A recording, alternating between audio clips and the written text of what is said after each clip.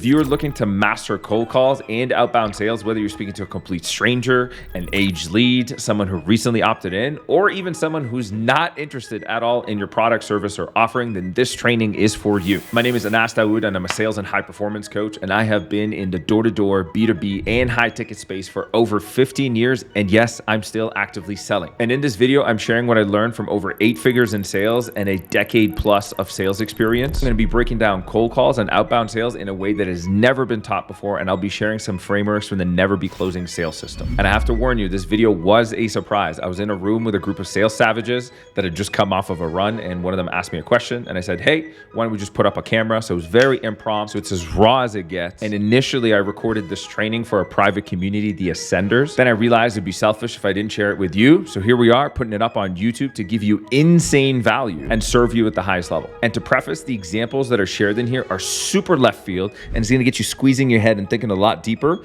because once you understand it in that context, you'll be able to apply it to any offer, any industry, any prospect, and start to skyrocket your sales regardless of where you're at on the journey. And I promise you, this will be the most advanced outbound sales training that you have seen to date online.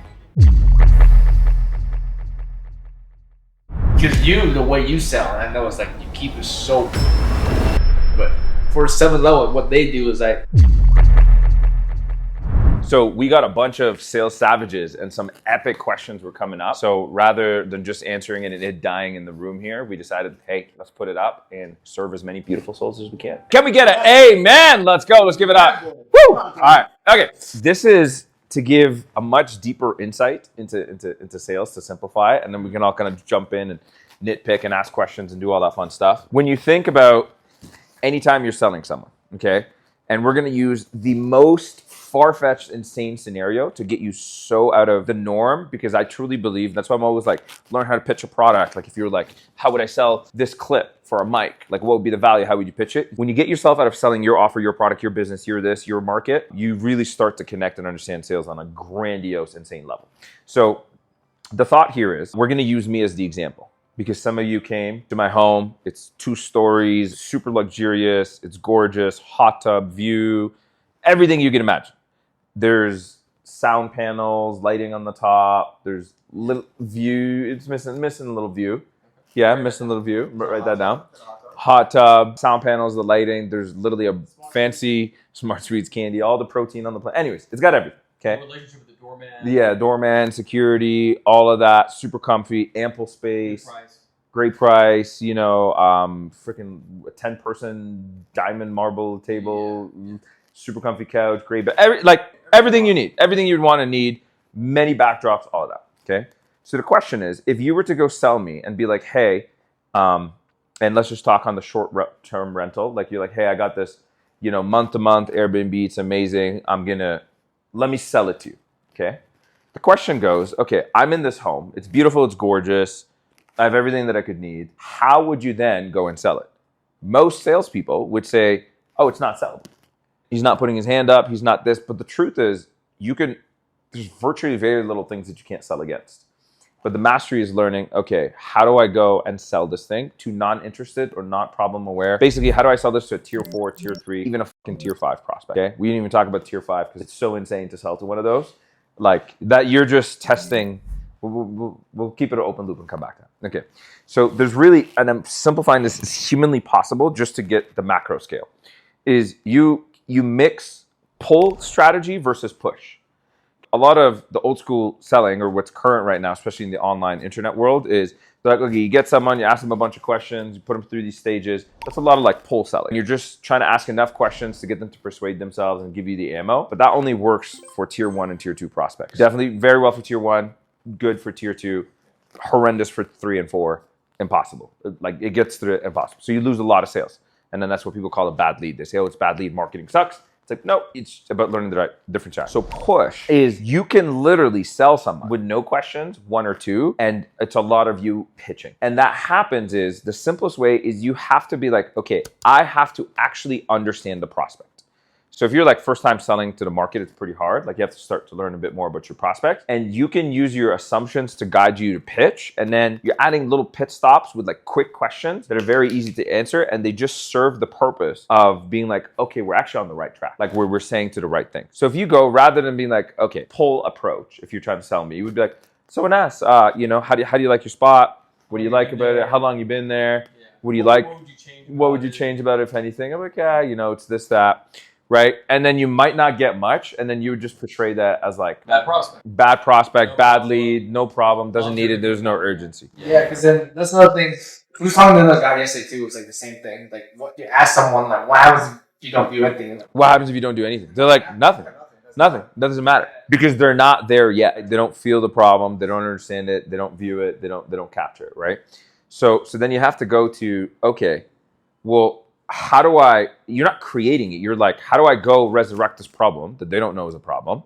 Because most problems, okay, and this is the golden statement in everything NBC, which you guys will see in the pillars training, is most prospects, like I'm talking like plus 95, 96, 97%. Most prospects are not problem aware, they're problem accustomed, right? What used to be a problem initially, after a day or two or three or a week, it's no longer a problem. Because they make sense of it. They come to like know it. That's what they're used and that's what it is. This is life. This is it. I just looked at his Air Forces. I'm like, oh, they're dirty. At some point, he was bothered by that. He's like, why are you blasting me? Okay, but it's no longer a problem. Did you get what I'm saying? But if I'm a shoe cleaning service, that's when I saw it. I was like, man, I can show you, because Cato just put me on them. Reach out to a company. They came, picked up the shoe. They brought it back. If you see all my Air Forces, brand new. Like literally newer than new, and cleaner than clean. The only thing they can't fix is the crease. So you'll just see the little bend. So I see that, and I'm like, he has a problem, but he's accustomed to it. He might just buy a new pair. He might just buy a new pair, right? And I could just go push him like, bro, I'm looking at your shoes, man. What's going on? And I could just go straight to a pitch pretty quick. I don't have to go and ask, I'll pull. So I'm going to come back to my example of if you're going to go sell me new accommodation. I'll take money out of the question, okay? Because that's not going to be the limiting factor. So you're like, okay, why the hell would Anas or someone go through all this pain of packing their stuff and this and this and this and going to do the switch? Anas can sometimes come across, like in this example, he's almost like one of those prospects that has money, they're doing well for themselves, they already have all the bells and whistles of whatever it is that you're selling, and they're almost just like, I don't know, like, and that's how it shows up, right? That's why you took money out of it. Because that sometimes is like, you're not necessarily talking to a prospect that was like, oh yeah, I got this problem, whatever. It's like, you have to shatter their realm and shatter their beliefs. So it's good. Like, it's a great example. It's like, if you were to tell me, you're like, he doesn't have a problem, he's not looking, I'm gonna hop off the call. I'm gonna hop off the call. We're good. When you go push, you have to be like, okay, if I'm him, and this is empathy, is understanding the other person's viewpoint. That is it. If you understand theirs, it is true to them. That is empathy. It's not what I think or it's what does the other person think. So if you and you don't have to know me personally as an ass, and this is the key thing. Sometimes you get mixed up that you're like, well, I just met this person. I don't know them. Like, sure, you could do a little bit of research beforehand. What you can do is, based on your life experience, your understanding of what you do and all your unique propositions, you have to be like, if I was in this situation, and when you get the mastery of it, you do it in like split seconds, okay? And that's when sometimes you guys will see me pitch random offer this, and you're like, whoa, like this NBC stuff is insane. It's like, I'm just doing it way faster because I've done it so many times. So what happens is you go, okay, if I'm there, what would be the problems with this home that could be relevant of what I know about this person? So to watch, I'm going to start showing you all my problems, and then you're like, holy shit. And once you understand that, you can push your way through the sell, or you can ask questions around those problems. The mastery is the mix. Which one is fast? Like, which one would you can get the sell faster? Like, is it pushing or pulling? You have to know the prospect. So I'm by nature, if you drag me out, you'll just trigger me. I'm more prone to be A-type. Now, what about someone that's a tier 5, right? Do you have to almost let them get the good out so they feel comfortable talking about the bad? I will leave the tier 5 combo to the very end. Yeah, so just run the same page. Tier 5 is like, I like to go to the extremes. Yeah, tier 5 is like, we're not even in the same industry. All right, so I say tier 4. I have to let them open up first before asking these questions to actually get some of that, I guess, maybe not even painful problems or less than ideal situations out. Yeah, great question. So what Chris is asking is, you have to let them open up. I caution ever giving an answer that is always a must. Like, there's very little things that are always absolute. Everything's on a spectrum. Yeah. Like, what would you say you see? Yeah. So great question.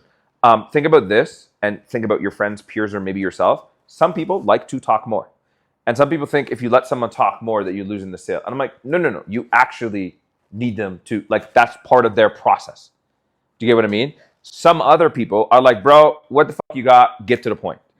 And especially people doing outbound see this a lot and they freak out. They're like, you called me, what do you want? And they're like, well, you know, what would you change about what you currently, it's like, no, dude, they're saying push. Like I was just saying with the whole pushing thing, like, Yeah. I mean, the guy credit failed, but like I saw him and then Yeah. I'm gonna know, I was like, let me just try this out. I gave him the price like 10 minutes into the call. And I essentially gave him the thing he was looking for. Like, he's like, give me the thing. And then he still complied to the sales process. And again, he got closed, but he couldn't do it because credit failed. Right. But just goes to show, like, with the outbound. He was just like, bro, just tell me. Just tell me that, like, bro, like, I'm here for that. Like, I'm here. What is that? What do you got? What is it? Tell me. And people think you're like, oh my God, like and what they do is they try to go back into the pull frame. They're like, well, I'm not sure if we could just help you yet. I have to understand a little bit more. Same thing with SAI, like same thing. Like so many real estate agents hop on the call, like asking for price. Yeah, pretty much the same thing. Is that we realized that a lot of the real estate agents we're talking about, Yeah. already on such a high pedestal. Yeah. Is that they're A types, and that's why they got there. Yes. So giving them a little bit of something at first, Yeah. it's like, oh, this makes sense for me to move forward. Yeah. The process works. Yeah. A lot of sales programs, as we all know, are like, Yeah. don't do that. Okay. Full price. Yeah. Instead of my frame, sometimes it doesn't always work like that. It's person to person. Yes, 100%. So especially with A types, the two biggest things, the simplest ones to always remember, is you're trying to get them to say, yeah, that's right. You're trying to so in their mind, you want them to be feeling, yeah, like I totally agree. Yeah, that's right. Yeah, I'm with you, right? And you do that. You have to get really good at brevity, like short, to the point, and speaking their world. So for instance, if you're A-type real estate person, blah, blah, blah, I'm like, yeah, dude, I know you probably get some of these calls. Everyone's pitching all this bullshit. And you're like, man, I can stop wasting my time and just tell me the price. And that's kind of what we're going to do here. So in their mind, where do they go? They're like, oh, this guy gets me. It's a very quick, oh yeah, I'm with you, yeah. So yeah, and just to kind of give you an idea. And someone like that, if they're like very hard pressing and things like that, I'll just give them a spectrum. I'm like, if someone was like super end to end, they're like, handhold me, do this, point the camera for me, shoot it, set up. Let's say you're selling the marketing service. What did you guys sell? Marketing? Okay. Yeah. So I'm like, yeah, if you're like, hey, write the script, set up the ad, do the funnel, do this, and you want hand holding beginning to end, you want 20, 30 creatives every single, like they want to go, that could be like 10, 15K. And then, but those are generally more people with experience that can close, 5, 10 deals. And then, on the newer end, if someone's just kind of starting out and they want a little bit of support, we got options there, a couple grand. So obviously it's a little bit different. We don't do a cookie cutter solution and that's kind of real quick, just so I know, just see what actually makes the most sense for you in terms of what you're doing. How are you guys currently getting a lead? Boom, and I'm straight into the sale. Yeah, because now you gave me a cookie, and I'm like, oh, cool. I gave you a little breadcrumb, and I price anchored. Okay, and generally, if you want the more advanced stuff, is if I quickly know the type of person I'm talking to, generally like to oversell the highest thing. For me, I've sold stuff for my own coaching for hundreds of thousands of dollars. I know if I'm selling you, you're not going to be my multiple six-figure client, right? So then what I would do is I'm like, well, yeah, man, if someone's like, I'm trying to build a sales team, get the whole leadership, build the hire there, right? And I'm like overselling this thing. Do you follow? And then your brain goes, oh, that's not me, right? So you put an anchor of the price. Negative connotation. It's like, that's not me. That's not me. So if you do it in the marketing service example, you'd be like, let's say you're talking to a newer person and they're like 1 deal a month. And you're like, yeah, man, if they want this, and they're closing like 10, 15 deals a month and that'd be like, it's like, in the 10 grand, that kind of thing. So then they go, okay, woof, that's not me. But now they have a ceiling on what the cost would be in their mind. So you at least close some part of the door. And then you say, if someone like brand new and they wanted some handle, be a couple grand, that kind of thing. So it really just depends. Obviously, we got to figure out their market, what their situation is, what they can handle and that kind of thing. So in terms of what you're doing, boom, and I'm back and I go straight into fact finding. And would you even say like, there's levels to rapport, as we all know, but like that gets like the first layer of rapport. It's like, oh, like he understands me, he knows me. Cutting straight to the chase, no bullshit. No other salesperson on planet Earth is going to be saying that. No one's going to treat them like that. I was caution ever teaching how to give a price up front because there's 3 main scenarios. In my goal in any way I can, it's in my best interest of the sale if I can get to the price up front. If I can deliver it, and there's very specific situations, probably not for this video that I'll go into, I want to give the price up front. Because then the whole call, they're not like, how much. I would rather like them have the price and then figure out how we're going to work this out for them. They can actually be involved in the conversation. Yes. Not having something else in the back. Yes. Because then they're like half present, half worried. So in some cases, it makes sense to full price up drop.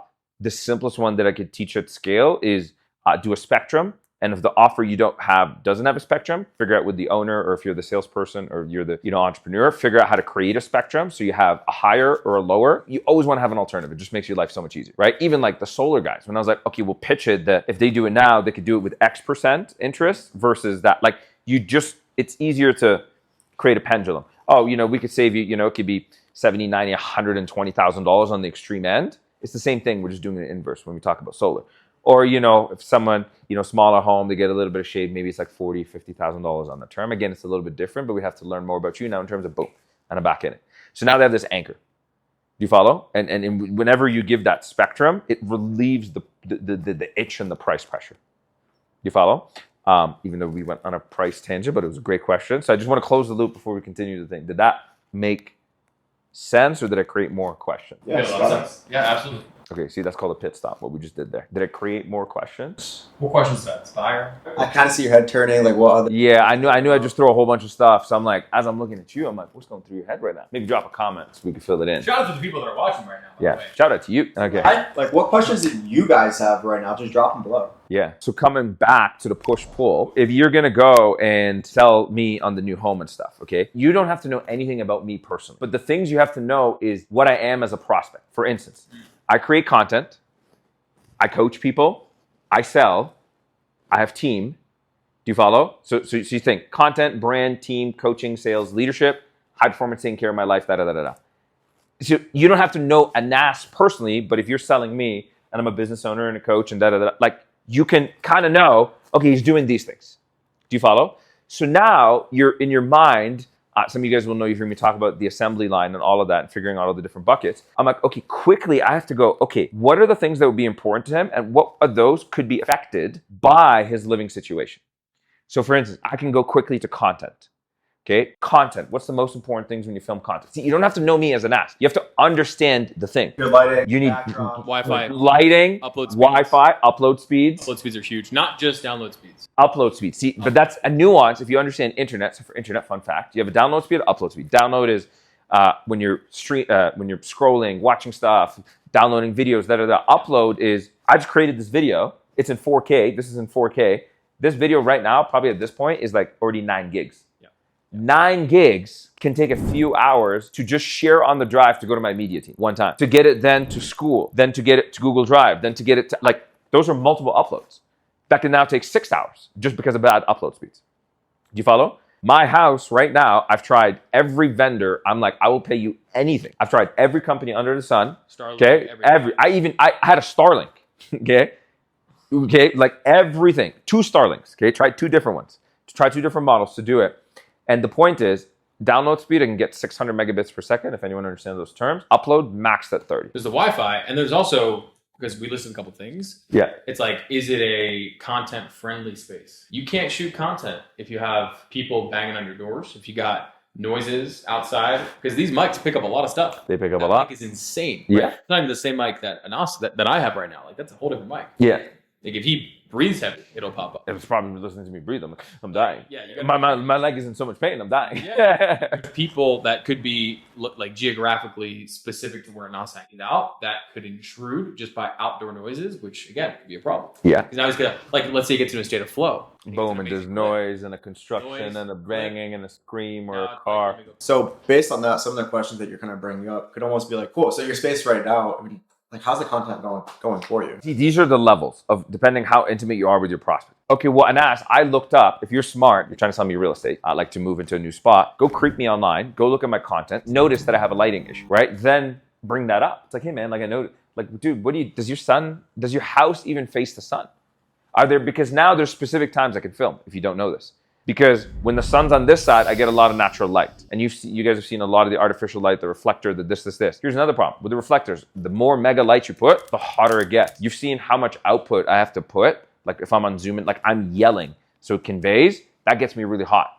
So if you actually pay attention, I'll get really hot. Those lights are like it's a volcanic chamber because I won't have enough natural light. Then I have to add reflectors. There's all this stuff and it gets really messy. You don't see that in the back end, right? Because there's a lighting issue. Because the windows beside me, which you can't even tell they're hidden, there's no sun that hits it. The sun hits me from the floor to ceiling windows, but there's only a specific time that the sun comes through. So the natural light isn't there. Then if you actually understand lighting, I need a key light. You want a backlight. My area, I can't put a backlight that looks sexy unless I have to get new equipment. So anyways, off the bat, you could, if you understand a little bit about, if you're like, I'm selling you a new home, you have to know the selling feature needs to be light. A natural light is amazing. I was thinking like the way you do it is very nuanced because most people's sales process, and I mean, I used to do the same thing. Like you can only really sell to one problem. Right. Because then like the process design, which is this problem. Right. But like you were saying, not everyone has the same fucking problem. You know? Yeah. So yeah. Like for example, for solar, like most people, the way they most I'm gonna save you money on your bill. is like bill high, now you get bill low. Yeah. So it's like that's for most. Yeah. But it's like obviously not everyone like you. There's people that don't care about their bill. They don't care about their bill. But then it's like, okay, but watch. So, literally, you can sell solar just on the sheer principle that someone hates monopoly and not having options. You can talk to a homeowner and they're like, I can hate that I don't have options. And just selling them, hey, with Liberty, we'll give you an option so you can stick it to the big man, the electric company. They would want that. Us versus them. Us versus them. That's a selling feature. Hey, when you retire, this is now a rental property and you want to make money, right? So you can bake in, hey, utilities included with the house, you have a $0 bill, and then now it's a cash flow thing to help you when you're doing that. Oh, hey, I never asked you, have you guys, for instance, hey, I never asked you, when you and your husband talk about, you know, your retirement, your 401k, like, are you guys planning to stay, let's say they're in Florida, are you guys planning to stay in Florida? Are you more like Turks and Caicos and the Bahamas? Oh, no, we want to go on resorts and this. Okay, and how are you guys planning for that? And then I could then take the money that they save and extrapolate it when I future pace them of how many vacations that could buy them. That's like 2 vacations a year. You guys want to escape for 6 months? But like, now I know how to sell this to that. Now that's the dream, right? Others, it's, well, you could just sell on the fact that, hey, as more panels go up and the grid maxes out, you can't get solar. And now when people sell and resell and look to rent, if you're a renter coming in, are you going to go for the house that has a variable BS rate and they have to watch and this, right? Or do you want something fixed that's guaranteed? Boom, that. So it helps the resell, helps it easier. Here's another crazy thing that people don't think about. And think of you as a person who lives in a home, whether you pay the electric bill or not. Check this out. How many times have we been conditioned since very young to live in scarcity? Turn off the light. Why'd you leave the AC turned on? Why? Hey, the window's open. How much scarcity do we live in contraction? You're like, hey, I'm trying to be rich and free and this, and we live like poor people. Because you're like, oh, hey, like watch. Okay, and I'm being facetious here just to like get you to snap out of it. Because right now you're probably conditioned at some point. Why is this open? Why'd you leave the door open? The window's open, the AC, just turn it off. People literally don't run their AC all day, even though they want to, because they're concerned about the bill. But it's no longer a problem. They made sense of it. So then if I'm going to sell solar, it's like, yeah, you know, sometimes just some of the people, they're like, I just want to turn on my shit and never worry because it's going to cost me money. So then I'm not stressing about my kid and this, and we can kind of just enjoy what we're doing.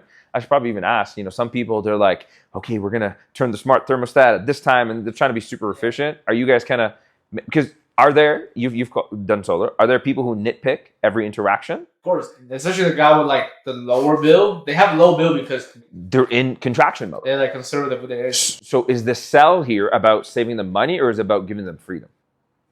Do you see the point? It's like, it's not money. Like you want really advanced shit. Like I'm like, the sell could be this. The mastery is how many of those things can I boom stack on.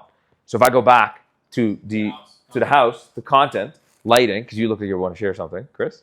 Yeah, you can finish the thought. I was gonna loop back to on the same track. You're like, cool. I'm not worried about this idea, like money, this, but you're giving us reasons of why you may want to switch. If you don't know that intrinsically, right? We know you're pretty close. Yeah. We've seen the setup. Yeah. If you just know kind of general, he does content. Yeah. The house. Yeah. What are some questions or examples that you amazing? Okay, so watch. Okay, so this is there's. That was a bold mic toss. Okay, you got to back up. If you bro, I was like, you throw them up. I know. There's insurance on there. Yeah. Okay. Cool. So check this out. So good. That was a brilliant question. I love this. Okay. So the question was, okay, and asked, well, what if I don't know you? What your setup looks like? How the hell am I supposed to pitch you? And imagine you were the person. You were pitching me. I'm going to sell you, rent you a new home. Okay. Sell you, rent you, whatever. Let's just keep it simple. So watch. Okay. So here's what I do. This is where a lot of the push comes. Okay. This is when you guys hear me talk about generalized problem. Okay. Watch. So I know in content, lighting is a space. So like, yeah. So, yeah, Alex, I have no idea what your setup is. You know, I kind of tried to creep you up online, or I didn't. Hey, I have no idea what your setup is like. Just with some people, they're like, oh, you know, my house, the window, and like how the sun rises and sets. There's like a finite time where there's like enough sunlight that comes through, and if they miss that, it gets really dark. Then they have like weird fluorescent lights and different colors inside the home. So when they try to film, they definitely can't do it later in the day. Sometimes they can do it in the morning, and then because their schedule's so varying because they're an entrepreneur, sometimes they have calls and this and this. So it's a bit of a hot mess, and that's why they generally don't end up being consistent with the content. Part of it is, yes, it sucks and it's hard. Okay. You're just the guy. Okay. What if I don't know you're an entrepreneur. I know you do content. I just know you live in energy. That's it. Okay. You live. Okay. I just know you live in a home. How about we keep it simple? Okay. So you just live in a home. Okay. Let me finish this example and I'll come back to that one because now you go way even more broad. Okay. So, so if you know you're an entrepreneur, do you get the concept of how I could take the general problems that someone would have? I would speak it. Okay. They would latch on to something, to this, that. So again, sometimes with the lighting and this, and then it gets really hot, and then they're racking up the AC and all this kind of madness, and they have to get like a whole freaking setup just to shoot one piece. And other people, they're like, they got perfect lighting, everything is amazing, you know, it's really good end to end. And I should probably even ask, like, dude, what's kind of your setup? Like, do you got the lights dialed in? You could jump in and out and shoot at any time, or is it some like ninja jujitsu, like special Frankenstein timing and scheming of all? What does that actually look like? Yeah, you know, I'm just like barely piecing it together. I have to really plan my content shoots ahead of time.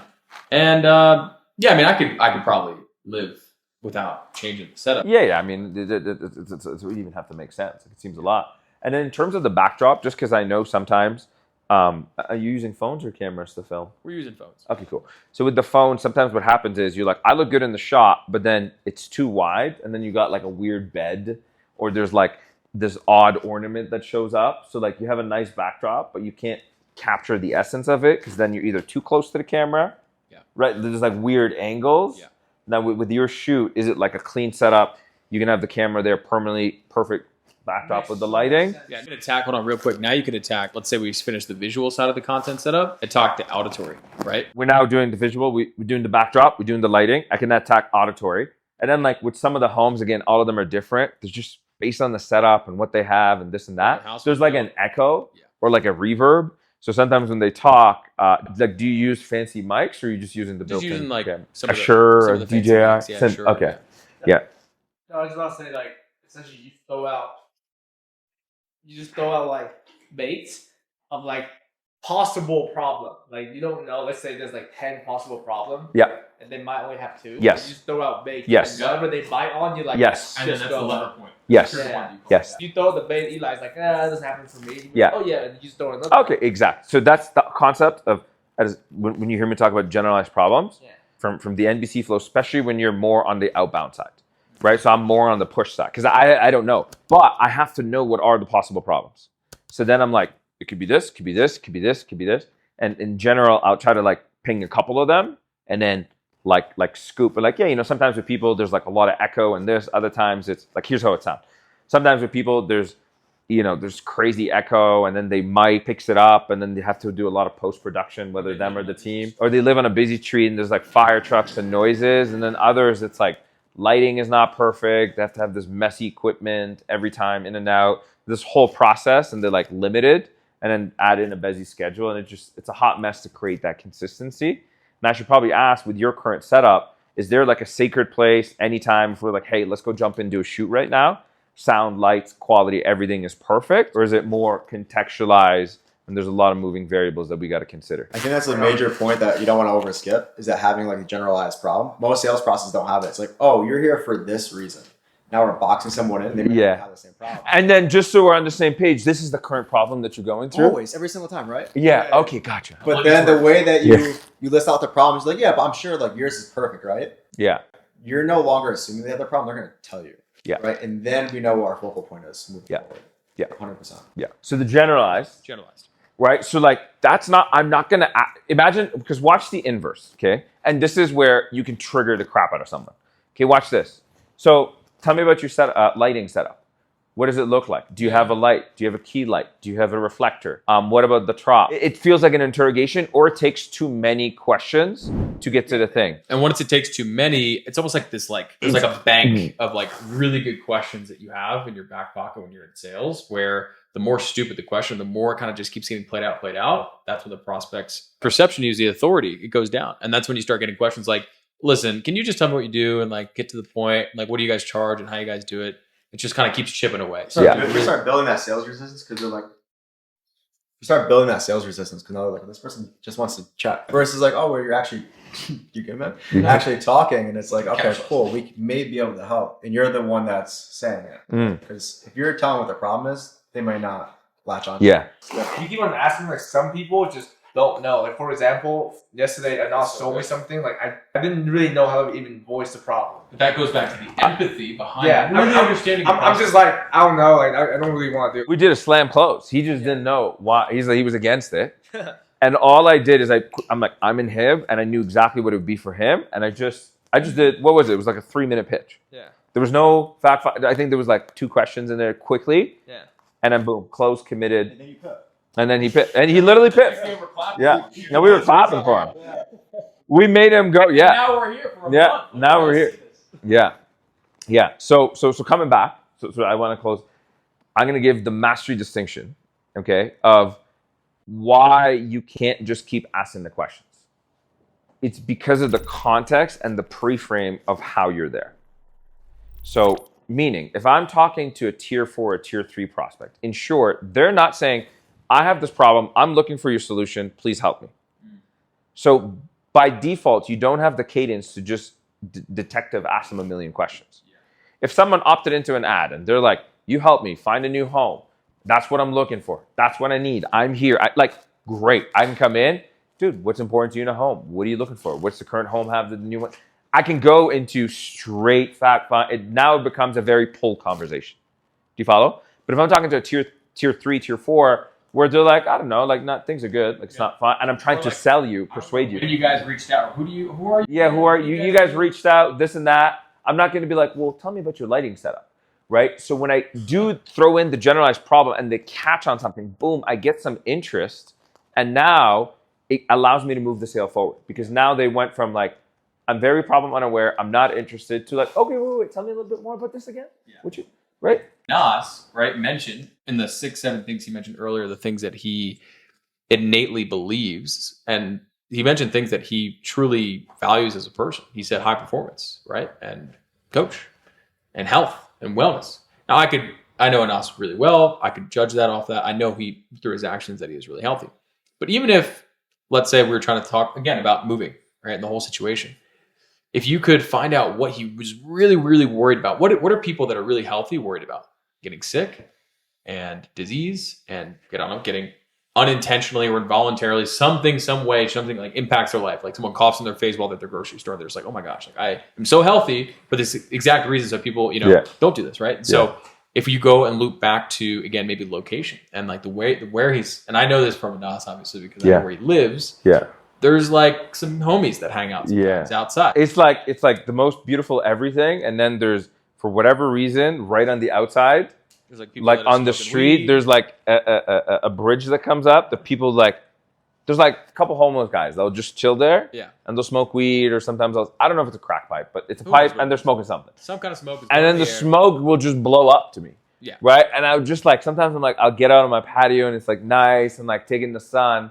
And I'm like, ugh. And I'm like, I don't want that. And I don't want that. You know what I mean? So because he knows that distinction, he could sell on it. But even if you didn't know that distinction, you could still pull up the fact of like, let's say they have kids. Let's say you know that they have a dog or a pet. Let's say you know that value safety. Because again, most homeowners, most people in the US, they value that. Whether it be like, hey, they're in a state where it's a more red state. They like guns, they like protection. You kind of get that idea. Mm-hmm. Then you can label certain problems or call out certain problems. You can only pull that string because then you know Anas really well, and you know. But then you can take the map, because watch, he's saying that's my specific thing because he's like, I've seen it, I know it. However, that concept can be generalized. That's the whole mastery. Because watch, the general problem is if the extremities of your house, of your condo, of your this has. I think there's like GP of GP. Like the way it's like GP squared. GP squared. But then you start with like a really generalized problem, and then you can start with like, oh, maybe this is the problem. Then you're like, okay, this is really broad, and then you bite onto something. Yeah. And you move them down. You go. But then now like. Then you can go more and more narrow. There might Yes. be certain things that he Yeah. rely on, and then like it's not just one time that you actually think Yes. about the GP, but like there's multiple things that could. Yeah. Like for example, like I was just thinking like with solar, it's like save money. That could be the thing. Like, oh, my bill is high. The bill is high. From there, there's also 10 other things that could affect them. The bill is high. So you go again, you know, and they might onto the thing. Okay, now like from there might be 10 other things that could affect them. Yeah, the GP has to be variable. Like you can look at you Yeah. real quick on Zoom and like I know you're a fit guy and you can bring some of the points that are not like you said about it on us without knowing. And here's the thing, like if you, I apologize for someone who's not a client because I don't get to go this deep, but I'll just do it right now, super deep.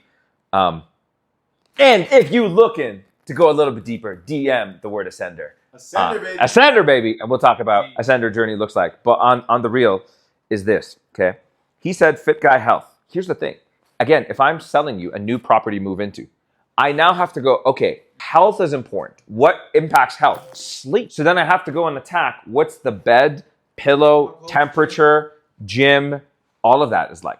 Because watch this. I don't know about you guys. If you actually know me personally, I hate all my life, anywhere I've lived in the US, anywhere I've lived in Canada, anywhere I've lived in South America, anywhere, I'm like, I care the most that like I'm here and I can get to the gym in like walking minutes. Right? Like that, I hate. If you're like, and Ash, you have to drive 15 minutes, I'd lose it. I can't. 15 minutes there and back, I hate that, right? So it's very important to me, the gym, walking distance, okay? That's specific. But you can then take that concept, gym, sleep. Because watch this. Anyone watching, I'm going to ask you a crazy question. In your current home right now, do you ever find yourself that you go to bed and you wake up the next day and your body's stiff? Your neck is a little bit stiff. Your back is a little bit tight. And the thing is, the reason I'm saying if you have to think about it, because most people don't think about it because we do it over and over. That's just the norm. My neck is stiff. Your neck is stiff right now, right? But if you actually think about it, the quality of the mattress, is it memory foam? Is it cooling? Is the mattress to pillow ratio based on the person you're talking to? I'm dead serious. I'm a bigger guy, right? So if I'm on a mattress, I sink more. So depending on that, then the pillow, like if the pillow is too thick, now like my neck is like, do you get the idea? So I'm like, if you want to go deeper and deeper and deeper, okay, versus if I have, Chris, who's lighter than me, he might float on that. So then when you think about the person on the home and where they're living, and then I have to think about, okay, what's the temperature? What if the AC is in a different room? What if they can't get it cold? What if it gets too stuffy? What if the sun hits their house? What if the sun hits, right? There's so many different things. So then I have to go, oh, what else? Do you have blackout blinds? You've seen I have the remote that does the blackout blinds. But here's what. It's floor to seal windings that does the first half. The bottom half that goes to the patio doesn't get blackout. That's why I have a sleep mask. So even though I could black out the top floor, I can't black out the bottom floor. Do you follow? So again, my specific problem. But then how do you generalize that? And that's the beauty of GP. So then I'd be like, okay. And like, people, they're like, especially when they're busy in their sales or they're like, energy is everything. If you're tired or dead, you're going to be a jerk to your prospects. You're not going to show up. You're going to follow up. And some people, like with their home, they like almost forget about it. Like they forget about the priority of sleep, and they got like an old mattress, or it's a little bit hard, or it gets hot, or sometimes when they sit there, they're tossing and turning so much, thinking it's because of something that it did. And a lot of it is like the temperature isn't right, the comforter doesn't sit right, the pillow isn't that comfortable. And like every night after night, it just compounds that they're a little bit unrested, a little bit agitated, and it just compounds and it becomes the norm. And, with your current setup right now, Tony, like with the home, is like the bed, like is that like the dream when you go to it? You're like, oh my God, every time I go on that, I'm like sinking in cloud nine. I could like visualize it during the day and feel the comfort, or is it just the bed? Let's go. Because who here right now, as I'm talking to you, who here can think of a bed? Like you can all think of a bed. Like when you go to a nice hotel. Nice hotel, yes. And then you're like, oh, yeah. I earned this. Yeah. Why can't that be your bed? Every day. Why so? Why do you like, oh, no, I get to treat myself this one time on this trip or this vacation. But then you go back and you have the Flintstone, for anyone who gets the reference. You sleep on a rock. Do you know what I'm talking about? And then, so watch. Now I'm like, okay, if I'm going to sell this person, me or whoever, from moving, I don't have to know what I like. Generally, you got what's important that affects sleep. Lighting, noise, temperature, mattress, comfort, pillow, this, that, right? Also little things. Between the bed. Watch, you can go so insane. And the reason we off the cuff decided this example, because it was just a casual conversation. I'm like, we have to share this because it's so wildly different than anyone would never be selling this. Well, most of you won't, but it'll get you to really think about this. Because watch this. You guys know, my bed is on the second floor. If I have to get water, what do I have to do? Go downstairs. My stairs are huge and sketchy at night, right? Like I could just fall off the side. Then you have to go all the way to the kitchen. Then you have to go turn on the light. Then you have to it's this whole process. But by the time I went down to the stairs, I already woke up, right? So then it's like, again, super, super nuanced where it's like, what if there was a mini fridge, let's say on the second floor? That could be a selling feature. If the new property I was going to sell had a mini fridge. So then how I would push sell that. And I'm like, yeah, so in general, like let's say I'm talking about, with the new homes, some of the people, they're like, when they get up in the middle of the night, I'm not sure, do you get up? See, I can quickly ask, do you get up sometimes in the middle of the night? You got to pee, this, that, maybe mouth was a little dry. Okay. So with that, what we did is we actually put a little mini fridge by the bedroom. And then, we stock it up, obviously, with some water, beverages, that kind of thing. So in between, if you do wake up, you can add a little bit of cold, refreshing. You know that, you know what I'm talking about? Yeah. When you're like dry. You guys get that ever? You wake up, you're like... I got to pause you for a minute because this is insane. But the reason why it's so insane is how visual you're going, how deep. By human nature, we're all visual creatures. So the way that he's painting the picture, it's like people are emotionally attaching onto it. My mouth started watering. I'm thirsty. Yeah. One of the first ways we learn as kids is through stories. That's how you process emotion. Caterpillar, the brown bear, like whatever those books are called. And you're pulling that same thing. Are you the brown bear? Am I the brown bear? You're the brown bear. Yeah. But it's like, do you see how much, now there's a million things that could sell. Like we just covered just from the home, the lighting, the view, the sound, the noise, the comfort, the this, right? We didn't even talk about what happens when you bring guests over, right? See, in my particular case, mine doesn't have an issue. There's like stupid ample space, right? So then you're like, okay, so if you're actually to sell me, what you would sell is, get this. For my bed, even though it's a nice bed, I bought a memory foam topper on top to make it more comfy. And I bought new hotel, I don't remember what the hotel is, I bought a hotel franchise pillows on top of all the pillows that you guys see because I was trying to upgrade it even more. And I'm like, it's still... You also bought the nicest sleep buds. And I literally bought to date the nicest sleep buds that exist in the market. Like that's how much I care about the sleep, right? Full blackout things, right? I even have white noise machine. Like it's like red lights. I have full red lights, full spectrum. So it's like, even with all of that, like if you ask me, like now as we talk about it, I'm like, if you literally showed me a similar spot and you're like, this is a luxury bed, that would be enough that I would pay way more money just for that. Now, if you go and add lighting, a better backdrop, less noise, boom. Like now you have... Why are you doing all the things to stay asleep? Now I'm doing all these things, but see, I'm problem accustomed. I put the sleep bud with the sleep mask, with the this, with the that, and it's like, it's not perfect, but it's good enough. But then if you go and you sell towards me, if you said, hey, Anas, do you have a sleep problem? I'm like, no, I'm good. But if you go deeper and you pitch and like, yeah, man, like, and you're like selling me on the bed and you're like, yeah, with like the newer problem, I'm just here just to see what options are. Like we have a, luxury hotel style bed with the memory foam, the pads that cool, like the nice lush pillows that like when you sit, they like adjust to your height. But the key thing is how we have it positioned. Like we actually have full blackout curtains and they're soundproof windows. And then the windows, nothing leaks in that like whether you have headphones, music, white noise, a fan, like you don't actually need it because it's pitch black. Do you want to go and test it right now? And then for you, like when you sleep, do you normally put stuff up to cover the noise? Yeah. Oh yeah, I do. Oh, why is that? Oh, well, boom, boom, boom. I just brought up the problem. And you didn't even go into like level 3 or level 4 problems. Like, hey, if you have good sleep, imagine the content you produce. Or imagine how you show up for your... And then you can go that. And then it's like, okay, watch this. Let's say the new place is $1,000 more. And I give you a price objection. Okay? You can tell me, like, okay, cool. Totally fair. And like an ass. And now if I'm the entrepreneur or an ass, or let's just say you're talking to a salesperson. Just keep it simple. Okay? If you're talking to a salesperson, I'm like, okay. And like for you, when you close a deal, like what's your average commission? Okay. Let's just go $500. $500. It depends on how much resistance I have. If he's like $500, okay. So I can go, Chris, I'm asking you a silly question, and like this might be offensive how silly it is.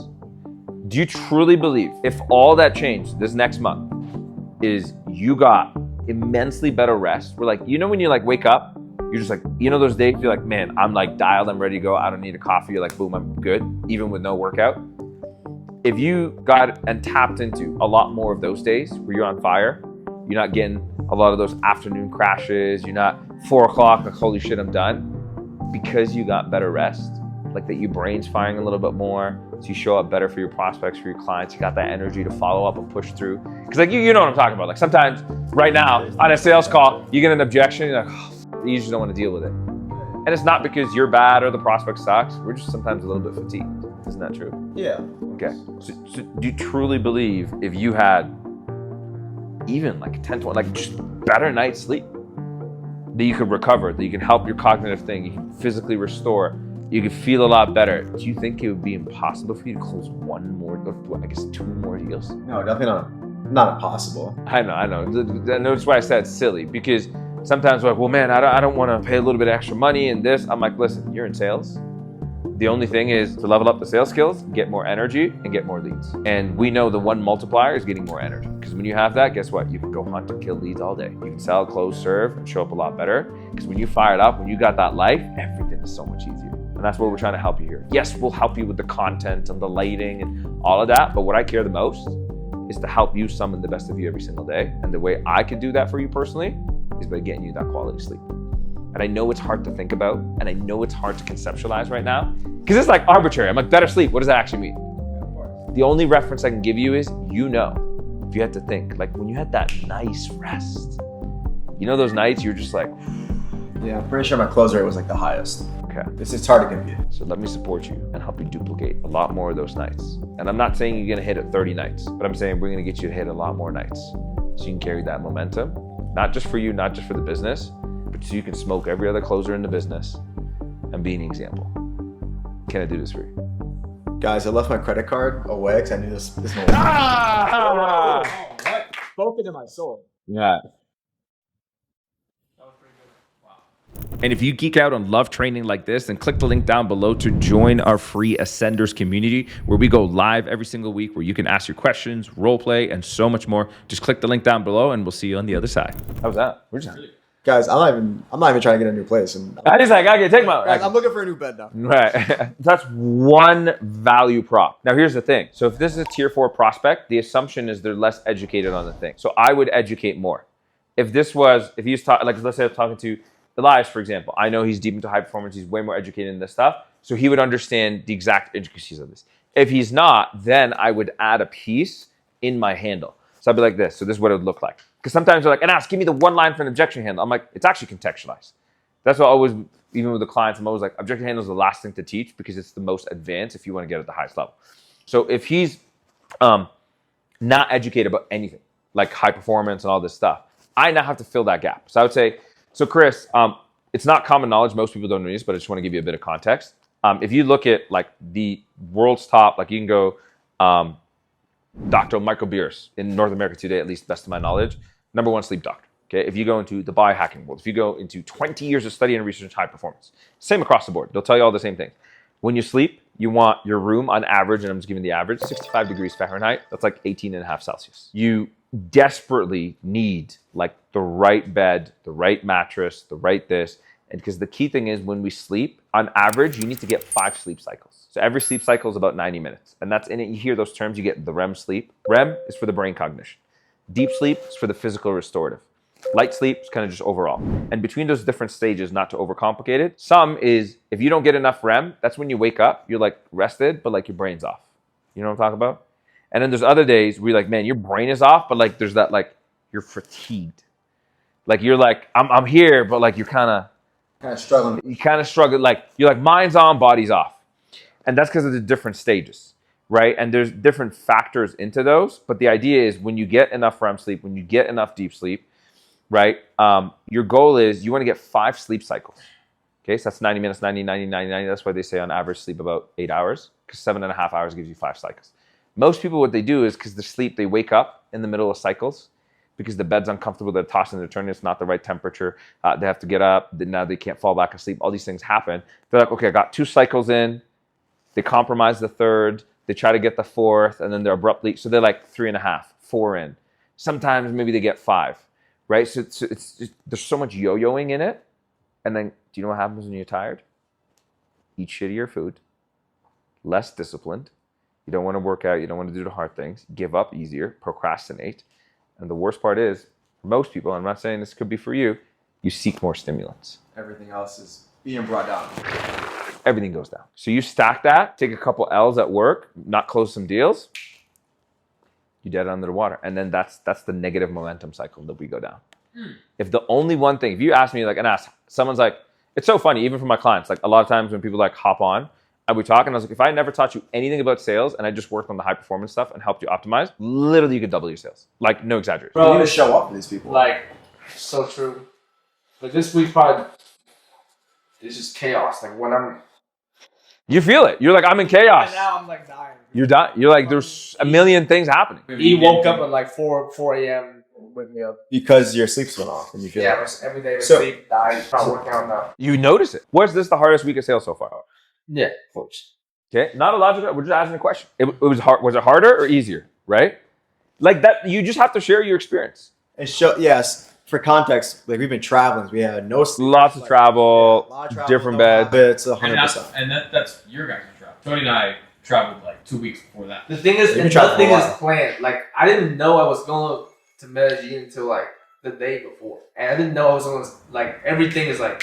There's so much happening. Like you didn't like. It's not enough time to build habits. Yeah. You didn't know it was Well, happening. is there a point building habits, and we go back anyway? So this is a consistent. But then, like, when your mind's high performance, like, And here's the crazy thing. It's not like Tony got worse in sales.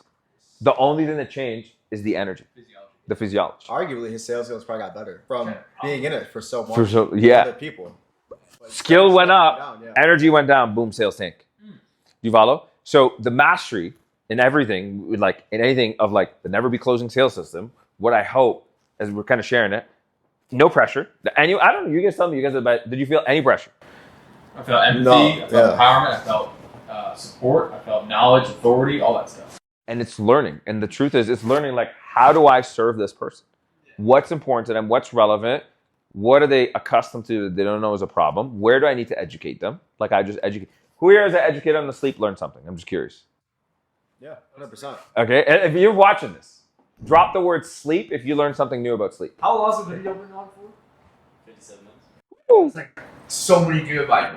Fucking. Oh yeah. Oh, see, now I have the up. Oh, we didn't even talk about the upload problem. Wait. Now it's gonna be help Before we upload get that to a thing. whole Yeah. other No, problem, we should close out. I think Yeah. this is enough. to Yes. recap, because we've What went are Yeah, I'm takeaways? starving. I think Yeah. takeaways. Yeah, let's do some takeaways. Okay. Burger takeaway question. I got it. Ready?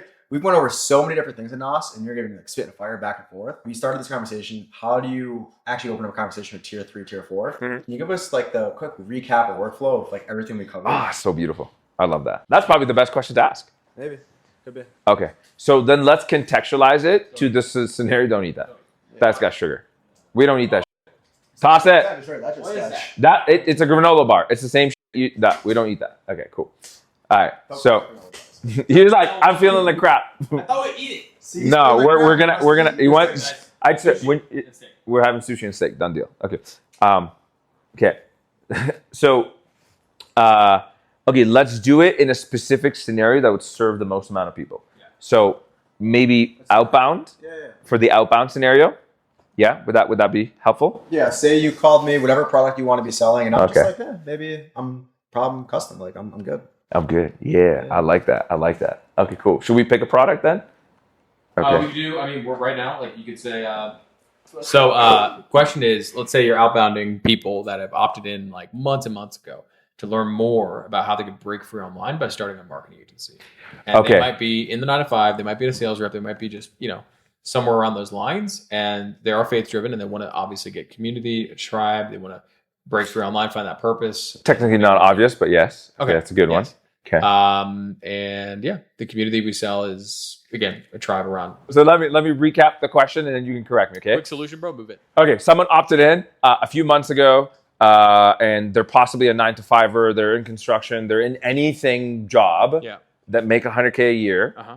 Okay, and they're like, man, want to be liberated. I don't know what it is. There's Amazon FBA. Yeah, there's Amazon FBA, drop shipping, e-commerce, Abdul Jabbar. I don't know. There's all the things. Okay.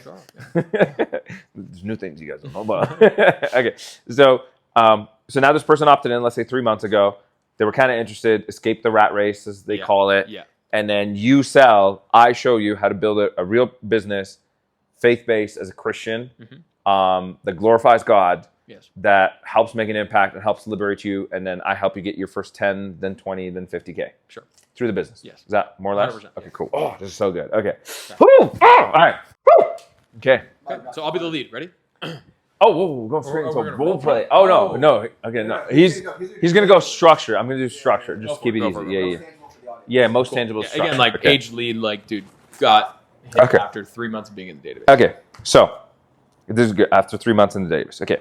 So since this is an age lead, you have to remember that at some point, that person had 1% interest. Otherwise, you would have never had their content. The minute chance they want to funnel hack you, which is not the case. But that person had 1% interest. So at some point, they were interested. So at least a tier 4. So the only way this person becomes a tier 5, or like a very hard sell, is if they already started their entrepreneurship journey. Do you follow? Because you sell an opportunity switch. You are here, okay? I'm already doing this. Now you're going to sell them this new thing, okay? The convo changes if they're like, oh, I'm actually already doing Amazon FBA and I started my online store, right? So when you start that convo, and the reason why I'm explaining that, and just so I can give it in process, is think about the lead before you call it that you're calling. Where might they be, okay? And now what you always have to do, my simplest thing, like if I'm ever going to, like let's say you're like an ass, you onboard, I'm going to write your scripts, okay? There's some people onboarding this week, I'm going to help them write the scripts. I have to go, okay, what do you sell, who it is, blah, blah, blah. And I'll just sit there. And I'll be like, I'm now the prospect. Okay, so for everyone watching, just be like, I'm now the prospect. Yep. I'm sitting here. And just actually think about the day in the life. Okay, so if you sell, let's say, marketing services, because those guys get hammered a lot. If you're the prospect, you've probably seen 72 ads by now. You've opted in. Everyone lazy does the same GHL automation, same text, same confirmation, same setter, same script. Hey, I just had time to get back to you. I noticed that you opted in. You know, are you still looking? Or you found what you're looking for? Okay, great. I'm not sure if I could help you out. I just have to ask you a couple questions just to see where you're at, if what we do actually makes sense for you. What are you currently doing for XYZ? Blah, blah, blah. And you just ask them a bunch of questions that adds, do you like what you're currently doing? Okay, and then it adds zero value to the prospect. And they're like, bro, I heard this shit again a million times. And if you're so the first thing is get into the mind of the prospect. Okay. So if I'm selling a 9-to-5er in this case, which some are watching not, but the same phenomenon understands. You're a 9-to-5er. So if you are still in the job, what is your desire? I want to get out. I want to be free. Okay. So what would you have to hear initially in a call within the first 15 seconds to get 1% interest? Freedom forever. That's the name of the solar company. That's okay. No solar plugs. Okay, just get solar out of here. Okay. Break free online, make more money, travel, make an impact. I want to be free. I want to be free. You want to get out of the job. Yeah. Okay. So if you're calling, do you need a fancy script? Or imagine you're talking to now. Watch. Now I'll show you how you go deeper. Now imagine this prospect is a friend of yours that you heard through the grapevine. Think of an old friend. Yeah. Someone you didn't talk to for a couple of years, and he heard you in the online world, and then someone told you, yo, your buddy Jacob, he's looking to like get out of the job. And you're gonna go call Jacob. What are you gonna say to Jacob? Jacob, hope things are well. Listen, What's up, Jacob? What's going on, brother? Jacob, how's it going today, man? Yeah, good. Crazy. Good. Yeah. I was talking to John. You kind of mentioned you were like looking to get out of 9-to-5, make a switch. Did you start a new business, or what's going on, man? Would that not be what Jacob would need to hear? You wanted to switch, and did you start a business? Yeah. You want this, but you probably have did you start the switch or not? Because if he says, I started the switch, oh, sick, what are you doing, man? I'm just curious. What? Because listen, if he tells me I started the switch, yo, congrats, man. Did you quit your job yet? Okay, this is still a side hustle. Now it tells me how the sale is going to be. Okay? But if he said, no, I made the jump. Oh, dude, yeah, he's fully in. Bro, tell me about it. How's it going? Is it work? Like, and now I'm just curious. Right? Because also me curious is me fact finding. So if I can help him because maybe his thing is already good and he's happy and he's content, then like my job is not to sell him. It's to point him to someone maybe in that industry that could help him if he needs it, right? But the thing is, if I call that person, I'm like, hey, what's up, John? It's an ass. Glad here. Obviously definitely don't remember us. crazy question for you on this beautiful Friday. I don't know if you remember, like, I think you're in the job, you're doing this thing, did you start a new business, or are you kind of still doing the same job that you had a few months ago? Yeah, no, I haven't started yet. I'm still in my 9-to-5 job. Okay. It sounds like you're super excited about it. What's going on? Yeah, I mean, man, it's selling health insurance, so nothing crazy. Come on, man. You're helping some people. I'm sure there's some good to it. Yeah. Okay, cool. Just pause. Okay. If this was, I was just randomly here. Yeah. Does that sound like someone who's super excited about what he does? No, not at all. And for structure purposes, so far you have our lead list, called someone, and you started out with like empathy, friendliness. You're not like, hey, this is a NOS. I'm with so company a long time ago. You just don't say the same word tracks everyone says. I know you recently responded to one of our ads about possibly look. I'm like, bro, just stop that. Yeah, this is just Chris. Yeah, okay. Like you can say, hey, it's yo, what's up? Hey, like watch. I could be like, hey, what's up, Alex? It's an ass with so-and-so Warriors. I'm gonna take a wild guess here. Watch this, okay? Hey, because if they opted into you have way more freedom because it's not an outbound cold. Yeah. Like these guys are selling cold, so you lose that cadence. But if they opted in, I'm like, yo, what's up, Alex? It's an ass, man. It's with ABC. I'm gonna take a wild guess. You completely forgot the name.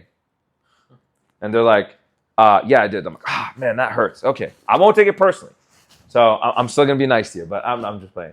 Yeah, we're the guys that help some people. They're working. They're good Christians. They want to like make an impact, kind of leave, transition out of their job, and now talk to their desires. So I would say this. So for instance, if I'm selling to Christian faith, I'm like, yeah, we're kind of the guys deep in faith, and just we're the ones that help some people that want to glorify God and have a mission and a deeper calling, so they could buy back, like stop trading their time for money, get a lot more personal time and kind of some location freedom, and really make a bigger impact and difference in their world. I know this is super random, but I actually have no idea where you're at in your journey. Have you kind of found the opportunity to like help you grow the mission and the mission, or are you kind of still back into your job or career, what you're doing in the past? Yeah, I haven't started yet. Gotcha. Okay, so if we just pause, okay, the first thing is I'm going as broad as I humanly can, okay, and what I'm doing here, okay, rather than attacking the problem, I'm going, okay, but you guys heard it, like Eli coined the term very well with this, is when we were talking, it's like a benefit-based call-out. Instead of a generalized problem, we're talking about a benefit, what would be the opposite term of that? Generalized solution, generalized benefit, okay? So GP and GB, just to make it super complicated, okay? So generalized. The GS for the audience. Okay, generalized solution, GS, okay? Generalized. GSs, GPs, and GPAs. And then CTAs. And then WAG1, CTAs, and okay. So generalized solution, okay? So because that person, speaking to that, it's way easier for me, rather than coming in being like, yeah, man, we're just gonna help people who are sick and tired of working their job and blah, blah, blah, blah. Because some people might not be sick and tired. Right? So I could repel some of them, or it could trigger sales pressure up front. Do you follow? But if I go to the solution, it's like, some people, they're like, hey, they want to deepen their faith, their relationship with God, glorify Him, and just ultimately be in a vehicle that they own, that they do, where they could buy back their time, their freedom, and just make a bigger difference in their world. Now, I'm not sure where you're at with your journey, but have you kind of started the faith, business, entrepreneurship mission? I don't know where you're at with your journey. Have you found the opportunity to kind of help you expand the mission, or are you kind of still more or less, in transit, back in your old career or this? And here's the thing, and this is the problem. Some people will go and they'll degrade the person's current stance. And that's where you mess up the sale. Or are you kind of still stuck in the 9 to 5, or are you still kind of, stuck in, seem as if like they're lower than you. That you're lower than you. Oh, you're a loser, you're less than. And I was like, you can't tell disempowered buyer. You just disempowered them. You disrespected. Some hate it. They're like, man, I hate my 9 to 5. Yeah. But you can't go in and lead with that frame. So check this out, right? The other day, because this exact example, this is an offer that we work on. We're scaling right now. We want to have a huge impact. If anyone here is looking to join the Gladiators, it is a group of faith-driven sales professionals, or just faith-driven individuals that want to break through online, start their agency, make more money, have some of that freedom, and more importantly, actually make an impact, buy back their time for all that stuff. And so what I was going to say is, we were with Tony over here, Panda Tony over here. What's up? The GOAT. And We were talking about the cold call script because we were listening to some of the call reviews with some of the guys. And what's interesting is that we were doing some of the benefit-based call-outs at the beginning of the call. But then, and this kind of transitions into the next step, the next question was, oh, like I'm interested. Like I have something to latch onto now. Like, yeah, no, I still haven't quit my 9 to 5. I haven't started my business. I haven't done anything. But like, just remind me like, what is it that you do? Yeah. Like, you sound super cool, dude. But I don't, like, what is it? What are you guys selling? Yeah. And a lot of us, what we were doing was just kind of pushing through more questions that pull, right? But with colder leads, you can't do that as much. You can't do that. So Tony came in and was like, Eli, you got to go GP. We're doing this, right? Like every day, where you use the system. Not everybody else is probably picking up on all Yeah, this. yeah. So we're going from intro to GP. So if you want, you go opener. The opener is kind of like, think of it as your icebreaker. And my goal with the opener is just disarm. And I always say I'm breaking them out of hypnosis. Because independent, it's going to change wildly different to who you sell. Some older, younger, more sophisticated, less advanced. Like you have to break them out of the hypnosis. So they're like, oh, there's a human. There's not an AI. There's not a VA. There's not a bot. There's not an automation. So that's the opener. Okay. And then when you get into there, okay, is what you're trying to do is you can go lean in with the GPs or you can go lean in with the GS, the generalized solution or the generalized problem. So you're like, I can speak to the problem or I could speak to the solution. Or that's the advanced. I didn't. Oh no, you're getting too much. Okay, I don't want to overcomplicate it, so we'll save that for a different one. Or you could do both. You could do from one to the other, or the other to So we'll, yeah. Okay. Cool. Yeah. Because So what I show them, there's levels to the game, but guys, master what he's saying right now. Okay. Don't worry. Okay. No. This is not gatekeeping. We're like trying to keep it simple. Okay. So you could lead with the GPs, the generalized problems. So watch. We could take the same scenario. 9 to 5er is. Yeah, just helping some of the people that kind of just stuck, trading the time for money, just punching in and out with like a 10% raise every single year, literally begging to get a 2-week vacation, not being able to take care of their family or provide or even multiply their income if they wanted to. Oh, that's the problem. See how nuts that was? Sorry, you're just seeing some NBC Street, okay? Or I could I could just go straight with the GS. It's like, yeah, man, we're looking for people, or yeah, you're just kind of helping some people. Generally working a full-time job, but they're like looking at like, okay, how do I make a bigger impact? How do I, glorify God? How do I reach more people? How do I create more freedom? And how do I just create more abundance I can give back to my family and more importantly, take care of my community? GS. And then they're latching onto something that's dictating the rest. That's the yes. And the purpose of it is they latch onto something that, because I'm always trying to drive 1% interest, because then as I progress on the call, I'm like, now I'm at 7% interest. Now I'm at 8. Now I'm at 20. Right? And then here's the thing. Everyone has a different threshold. Someone could get to 22% interest, they'll set. They're like, that's enough, I'm good. Some, you got to get them 68, 69. Okay? Just have to see who's paying attention. Okay? Got to be a little childish here, folks. Okay? Then some, you got to get them to 95%. Others, you got to get them to like 99% or they won't set, they won't close. Right? And it's just like that. And you're like, Anas, well, my sets are taking, someone comes to me like, Anas, my sets are taking too long, 13 minutes. I'm like, it's not actually a time-based thing. It's well, you're going to talk to someone, if you have the right process, like they might need to get to 78% interest, which means you're going to have to work in a massage it longer. Some are like, oh, dude, and that goes back to tier 1, tier 2, tier 3, tier 4 prospects, okay? I think the same thing. Eli paid it. It was a 30-minute set with me. If she didn't do that, I would never show. For context, tell everyone who paid. As long as you don't expose someone. Yeah, okay, keep it confidential. It was set up for agency lab. Oh, okay, cool. Like the offer I first joined, and I scheduled a call that I was going to no-show. I just scheduled. And I literally booked a call on Eli's calendar, actually. Yeah. And then she called me, and she actually like sent me. Yeah. It was a 30-minute long conversation. Wow. You showed up, and then? And Eli took 3 hours to close me, and then that was the offer that changed my life that I joined. So it's crazy. So right, like I would never get on a sales call and not buy. Like on the set call, you better fucking sell me pretty well. Yeah. I'm not sit on a closing call and like give you objection. I just don't do that. He's like, I'm gonna give it to you now. But when he was 18 years old, unaware, didn't know what was better, still asking his parents for permission for certain things, in the process of dropping out of college and not knowing what was certain or not, he was like, he needed a lot. That's the massage you're talking about, like massage. Yeah. And you know what's crazy? That was the set that changed your life. Yeah. The set.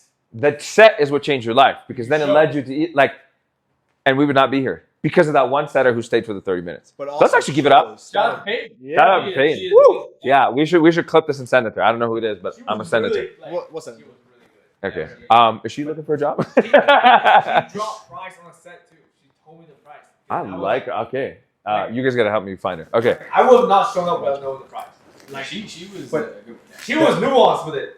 Good. That also really shows that it not being, if she just set to one process, this is the way it happens, would have lost this person because he's a tier 3, maybe a tier 4. Type Yeah. A Probably personality. tier 4. T was a tier 4. Yeah, for like sure. he's like, I know I may want this, but I am never buying. Yeah, I don't know what is this. I I'm don't in Vietnam. It's 11:30 p.m. for me. I'm not even sure the agency is what I'm going to do. He's like, I don't even know what an agency is. I just know you guys are called agencies. Yeah, he bought it. Yeah, that's crazy. Good. So coming back. So opener, okay. GP, GS. You go through that, okay. And then generally, okay, the next thing is I'm transitioning. Okay, so I leverage a part of this because this helps bucket it all. Is this? Shout out to Russell Brunson, best training in marketing. It's so simple. Hook, story, offer. Okay, if you just want to remember that, is the simplest way that I could teach it to someone without giving you all the little MBC frameworks and going in depth into the rabbit hole. Hook, story, offer. Very simple. Is hook, pattern, interrupt. You guys see this.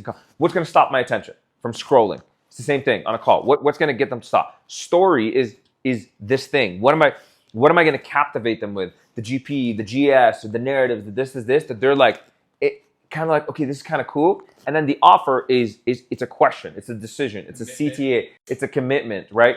And that can change. That could be like, yeah, man, so yeah, I have no idea where your question is, but I should never. And it's just like, and generally you're trying to go hooks through offer and then transition to fact finding. Okay, and then when I'm in fact finding, that's where now it's the song and dance of I'm asking questions, I'm sharing information, I'm this. And when you're doing outbound and it's colder, like this 3-month thing, you're not in the cadence. And I think that's where I see the mistakes is where they just keep asking questions. We don't have that cadence because I'm coming to you. You're not walking into my dealership, right? And I'm like, what are you looking for? You know, what can I get you information? Like you're here for service or sale? Like, You're selling me what you have 6 pack. Yeah. Like, no, I'm walking to you. I'm like, hey, brother, listen, come to the deal. Like, let me talk. We got the deal. Like, I'm like, I got to lead you on this. So in that process, you have to then, after you ask that question, so the questions after the GP is generally like, oh yeah, I love the first question to be so open-ended and so unbelievably broad. I'm like, dude, yeah, what are you doing right now? See, it's so insane because the way 7-level NBQ, the way that Mike. it's like the first, because the way you sell, and I know it's like you keep it so broad. It's like, tell me your story. I'm like, what? Yeah. It's like, but I would know where to lead the call after. But for 7-level, what they do is like the first stage of the call, connection. He's like, what objection are you struggling with? What outcome? Yeah. Like very specific. Like, what are you trying to get? But would you ever do that in the real world? Like, would you go up to like that person watching right now and be like, hey, do you want to make $100,000? When the frame you can. Yeah. Because those guys, like, they hop, they know. I call it the Tony Robbins frame, okay? You guys have heard me teach this a bunch. I'm like, there's a point where, let's say I'm applying to go work directly with Tony Robbins. Like, and he has a mastermind. It's not even him directly. It's $250K a year. I think you do 4 events. And it's just like a bunch of other like high-level people. And then him, he takes you out and treats you, blah, blah, blah. It's not even, I'm working with you directly yet, right? Like, our man, Brendan Bouchard, like, it's $1 million just to work with him, right? On a one-on-one basis. And then he has the ultra. And then there's like higher than that, right?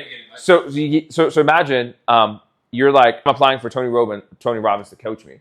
I could just get on a sales call and be like, so what are you looking for? What do you think Tony can help? Why should we pick you? Why do you think Tony can help you? What do you need help with specifically? Well, why you? Like, you have the brand, the frame, the marketing, that prospect is tier 1, meaning tier 1 is, I know what you have, I know what my problem is, I know your solution, you're actually the thing I'm looking for, like, how do we get started? Yeah, because that's what I kind of stumbled upon recently and stopped doing it too much. Is like, I would try to like see like why they want to call me. Yeah. Always the first initial response, y'all call me. Like, y'all gave me a call. Yeah, because it's outbound. Yeah, he told me you're going to do some shit. There's a thing, saving money. I don't know what's going on. What's up? What do you got, Tell me what kid? you got. Yeah, that's it. The more you try to drill to see what they're looking for, some people like, I don't even have any expectation. I'm like, Yeah. what? They'll eject. They'll eject. It's like, They'll eject. it's so bad. They'll eject. So you got to go back to so just to give the frameworking side. So you're doing hook, story, offer, aka simplified, opener, a generalized problem, generalized solution. Then you're asking a call to action, you know, would be crazy if we spent like simple call to actions. A CTA would be crazy if we spent like, you know, 5-6 minutes here just to see what this could look like. Or you could just ask, you know, like, oh, and I never even asked. Obviously, we don't have any notes or anything. What are you currently doing in terms of your work? You can just go straight into the fact finding, and then in the fact finding, the key is you have to educate. Like, you can't just ask questions. You have to fill in gaps. You have to inform them about things. Sometimes you have to present a little bit, like, right? You have to solution drop. You have to present parts of your problem. You know, if I'm selling coaching to you and we're talking and we're on a call and I'm doing an outbound cold call for whatever reason, I'm like, oh yeah, gotcha. Okay, yeah. And you know, one of the things that we do with the Ascenders and the NBC in the Elite program, we don't just focus on the sales. We go deep into the high performance stuff. We'll talk about how to biohack, how to optimize. Yeah, and you know, boom, I don't have to go deep. And then now in terms of, you know, what you're doing on the data, and I'm back into the fact finding, right? So I like presented a little bit of the solution, and then boom, and I'm back into it. It's a conversation back. It's a guided conversation. It's a guided conversation, but we're back and forth, right? So one thing. Yeah. After this video, I want you to review one of John's set call. Okay. And it's actually Give context to John. John is he's a savage savage sales. Ascender too. Yeah. Yeah. Used to be. Ex-Ascender. Yeah. Well, man, Eli like served like best coaching to John. Then John came with me for a bit. Now John's at 7th level. John's a top performer in 7th level, and John would send me his call sometime. We would check it out because I also learned a lot from him. We'd love to see like you review. Oh, it'd be fun. Let's do it. I'm down. Another I'm video so good. coming up. Another video coming up. Just for time's sake. Yeah. Want to finish We've the been on for Yeah. like 2 and hours. the structure? Huh? The frame and the structure? Okay. Thing? So really, so we're talking about a set. You just hook, story, offer. You go into fact finding. You're gonna have to educate, and then you have to present. The truth is, there is no. It's not always question, educate, present. It's a song and dance that you're looping, right? It's a song and dance because That's the most important. that's the most important, and that's why in any sales call from the NBC approach, it never feels like a sale, and it's so conversational because the goal is I never want it to be mechanical. And the idea is, if you're like, okay, well, and ask, how do I not make it mechanical? Think about this. You actually, and I hate to say this because it comes off almost offensive. It's like, you actually have to do the work. Like, you actually have to sit there. And the crazy thing is, it's a one-time effort. You have to sit there and be like, okay, this prospect, what could they be going through? This and this. And you just have to sit, and like, it could just be a piece of paper. It could be a Google Doc. It could be a whiteboard, however you like to learn. And list and that's why we did the home example, so I could tie it back. If you thought about the home example, I hope you're watching this and like, how the hell are they even thinking about this? But that's what all persuasion. I can give you 20 years of study and research, the largest study in high performance worldwide, the thing that made the top 5% most successful people, and all the pillars and the secrets, and one of them is about mastering persuasion. The first step in all persuasion is the intention and the prep work. It's not the actual, it's nothing to do with the conversation. None of the frameworks, anything that I teach, it's actually the pre-suasion, not persuasion, pre-suasion. It's the stuff before, which is this, right? So when you sit there and you think it through, and the crazy thing is when you do it enough, you build the muscle that you can do it like that. And let's say everyone here is a different type of prospect, okay? The guy who has money, the guy who's stuck in a job, the guy who is fear scared, like it's like all these possible things that they could be. And I'm like, okay, these are all the possible problems. Then I would be like, what are all the possible questions that I could ask to help me uncover these or figure them out? What are all the pieces of information they might not have that I need to educate them on? Right? And it's like, if you actually just do the work, okay, then you're like, oh my God. Like, I will tell you, and I'll give a simple real life example, okay? Very long ago, the first time I ever sold ADT, okay, home security, no one's ever done it. And I was like, okay, we're gonna sell this. No one's ever done it. I didn't even know how to process an order, okay? They're like, here's this thing, and we're gonna roll it out. We're gonna start today. We're trying to push out Vivint because they're done exit. We're killing them, blah, blah, blah. And we ran some crazy spiffs, and we're gonna get paid all this extra commission. And it was like, okay, there's no way anyone's gonna buy this. You know, like, we don't know. Maybe if you could sell a couple, like, great, okay? So I sat there. I took not Bristol board, like white, whatever, whiteboard stuff, okay? And I went, and all I did is I took every single product that existed. Like, I'm talking from a smart garage door opener to a doorbell camera to an outdoor camera and I wrote every feature. What does it do? Okay, it has night vision. It records in HD. It takes a 10-second clip, sends it to the cloud. And I wrote every feature. Then the features don't matter. And I said, what is every possible use case? Every possible benefit that someone could do? Like from, okay, you have a light bulb, a smart light bulb. People just think smart light bulb controls this. Then I would go and I'd be like, okay, but then you have a motion detector. What does a motion detector do? Picks up motion. Everyone thinks security. But I was like, but wait, you can actually take the motion detector, program it, that if it picks up motion, it turns on the light. So I was like, okay, someone with a, like, this is how extreme I went. Okay, someone with a big ass walk-in closet, they could automate the lighting sequence that anytime they walk in and out, it just lights on, lights off, lights on, lights off. Right? And I was like, oh my God.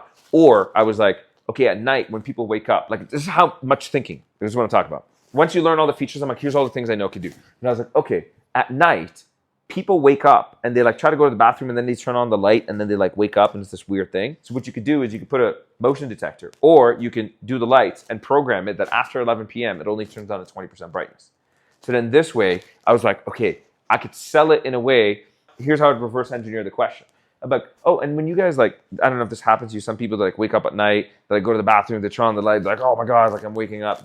You guys kind of go through that, like you usually sound asleep. Like, oh yeah, that happens. Okay, gotcha, because now I could present and I could say, yeah, well, sometimes one of the things some people do is when they get the smart light bulbs, they can program it that after, see now presenting on this, they can program it that, after 11 p.m. till 7 a.m., it just turns on at 20% brightness. So it's like just enough so you don't trip, but it doesn't wake you up. Now, if there was something like that we did for you guys with your setup at home, where you could just kind of dim out everything at night, would that be helpful for you? Like, that'd be super. Oh, that'd be cool. Okay, gotcha. And where would you put that? Where would that? Boom. Now I latched onto something. Do you follow? That was like a quick fact, find, educate, present loop. Do you get what I mean? The amount of time that you spent pre-suasion. But the persuasion is, and I'm giving like a very far-fetched example, right? Just to show you how deep you can go into the thinking. And then you think of every single possible use case, and then like, what are the questions that can help me derive if this is relevant? What are the things that I need to educate on, right? Because then you start to think, you're like, okay, people get a car break-in, right? People get cars broken into all the time, right? So then I'm like, okay, well, what would they need to do? So then I'm like, oh, a question could be if I'm trying to sell the outdoor camera or the doorbell camera. The doorbell camera has a line of sight like this. So if the doorbell has like a wall that comes out, it actually blocks its view. So then I was like, 50%. It's a 50% hit rate, right? So I was like, okay, maybe that's not the thing. And so then, okay, one of my questions could be, okay, and then when you do doorbell, like, does it have a clear line of sight to the front? Let's say I was doing a virtual sale. Okay, cool. So like, if there was a camera there, could it see your car? Oh, when you guys park, do you always park in the garage or outside? Outside, boom. So now I know I don't need to sell them, possibly, outdoor and indoor. I could sell this to watch the car. Or I could sell the outdoor to be a burglar deterrent. Do you follow? So then I'll be like, okay, gotcha. And now have you guys, I know it's not super common, but some people reported, a few neighbors down, someone had like a break-in in their car. Have you guys seen something in the past few months pop up where someone got a break-in or something stolen or like a porch pirate? Where have you seen that a little bit around in the neighborhood? And they go, oh, actually, boom. I read this thing next door. And then this thing, and then someone posted in our Facebook group. Now, now you remember problem. We're bringing the problem. Okay, gotcha. Okay, yeah, it's unfortunate the thing. People are getting more and more sophisticated. This, that. So one of the things that we do, boom. Now I can go and present this product. Solve that. Now here's the crazy thing. Once you have all the benefits, as you do this, and this is an ongoing thing, is you then start listing all your objections. Where do I get the objections and at what stage? And then what happens is how you beef up your script, because your script should never, ever, ever, ever, ever, ever, ever, ever be the same, ever. It's a framework because your scripts have to change and evolve. The market changes, the economy changes, the prospects changes, how they get hammered gets changes, how they market. You always have to be changing and adopting. And even if what you do works, the other question, and I hate to tell you is, and that's why we're on the Ascender's journey, it's an ongoing journey of mastery in your health, finances, relationships, sales, all of it is, well, even though what you're doing is good, well, how do you make it even better? What's the next step? What's the next ascension, right? Because when you start listing all the objections, how you start to come up with your questions and everything that you do is you now think of your objections in advance and you go, okay, how can I diffuse that? So if I go, let's say security, just to finish the example here, common objection that happened, I live in a safe neighborhood. So in my opener, hey, what's going on, blah, blah, blah, so, yeah, and just, a lot of the people here, you guys live in a pretty safe neighborhood. You guys live in a pretty safe neighborhood here, right? And so it's not much. And they go, yeah. Boom. I just disarmed every A-type. I took away the objection that they would give me. Because if in their mind, how they deter the salesperson is they say, I live in a safe neighborhood. I don't need this. But I say, yeah, obviously, you guys live in a pretty safe neighborhood. It's actually pretty nice. So I don't think, this is really about the security here. Sometimes they'll correct you. I'm like, oh, no, this thing. I'm like, okay, boom. I know I'm going to latch onto that. Or they go, yeah, exactly. But then now what does that do? It creates more curiosity. Oh shit, yeah, I do live in a safe neighborhood. I don't need this, so what? But wait, you're saying, because I live in a safe neighborhood, you're agreeing with me. So wait, what is this actually all about? Do you get what I mean? So I took away the objection from them. And then because I told them up front very early on, I'm like, you guys probably live in a safe neighborhood. They're like, oh yeah, I do. And then you're continuing. Now it creates more questions. They're like, wait. The deterrent initially is like, people are always willing and ready to say, I'm not interested, I don't want this, no, I'm good. They see that it's a fight or flight response. But what you want to do is you want to speak to the actual like logical part of the brain. And so by kind of like diffusing the reptile brain, which is kind of that barrier ahead of the logical brain, you wake them up, and because it's such a positive statement in their mind, or not even positive, it's something negative, it's like, why would the sales rep? You're like, oh, and then anything you say after that, it just seeps way, way, way deeper into the psychology. Now you have it. To end it here, folks, is the persuasion is the most important part. And it does take work. And of course, if it's your first time and you're doing it solo, it is tough. And just logically, I may as well just say, if you need help working that through, DM the word ascend, and we'll see how we can help you, baby. Ascend, baby. I know a guy. I know a guy I know who knows a guy. Who knows a guy Exactly. who might be able to help you ascend. I hope you got a ton of value from that. Did we answer all the questions? Because you were keeping us in check. Did we close the loop? We close the loop. Okay, fact find, you educate, you present, you do that. And then at some point, you hit that threshold that they're like, I'm ready to be set. How do I know and ask? You'll just know. If you're like, tell me exactly, how would I know? Great. If you have a high ticket problem or high ticket desire or both, meaning there's an actual reason for them to show up. Because the antithesis of a proper set is they go, okay, man, well, we can book you in an appointment and you'll hop on with blah, blah, blah, blah. But there was no reason for them to show up. And then they just feel obligated. Like, okay, sure, what time? Okay, great. Yeah, okay, awesome. I'll see you there. No show. They should be asking for it. They should literally be asking for it. Exactly. Right? You've seen this. How many times someone's annoying, like, and ask, how do I pay you? Right? Right? You've all, like, some of you seen it, he knows this. Like, I'll just like give out value and help. And someone's like, okay, well, like, can we get on a call? It's to the point now where, and in the feedback at the coaching call, they're like, man, you really over-delivered and gave a ton of value in the Anas fashion. They know. That's like a thing now. And if you're trying to get on that same level of sales, ability, capability, all that stuff, obviously you got to put in the work. But the best place to start is in this tribe. And if you want to fast track the journey, baby, fast track it. DM the word ascend. Let's go. Dang. Any final remarks? How do we wrap this? I'll see you on the other side. Yeah. And if you love this off the cuff, I don't need double mics. We just went off the cuff. It was like one question, and then one of us was smart enough to be like, let's bust out the mic. Drop to Chris. It wasn't even me. I just kept track. It was actually me. But Shout out to yeah. Alex for recording. And yo, big shout out, man. I think the man behind the scene never gets the credit. Yeah. He's the hardest worker in the room. Like that arm, no tripod.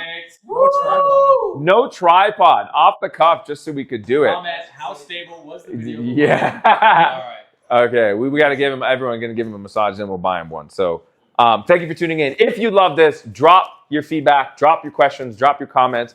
I promise I will do my absolute darnest to answer every single one. And I say that because y'all got some crazy, incredible questions. And it could be a lot, but I want to be here. I want to be there for you. Thank you for everyone here for just staying tuned, for bringing in freaking crazy, great insights, questions, discussions. If you like the style, maybe after everyone didn't do like a quarter marathon here, we will do a lot more of these. So let us know. Let us know. And where can they follow the rest of the gang? Maybe drop a handle. Tony Lee. TonyLE. Yeah, Chris Pikel. So Chris_PIKUL. Anas_NBC Sales. Eli, and then, wait for it, CASTANEDA, the number 10. And you're good to go. Alex.Knight_, and most importantly, in the Ascenders group on Alex Knight. Let's go. Hey! The sender. Like Mark.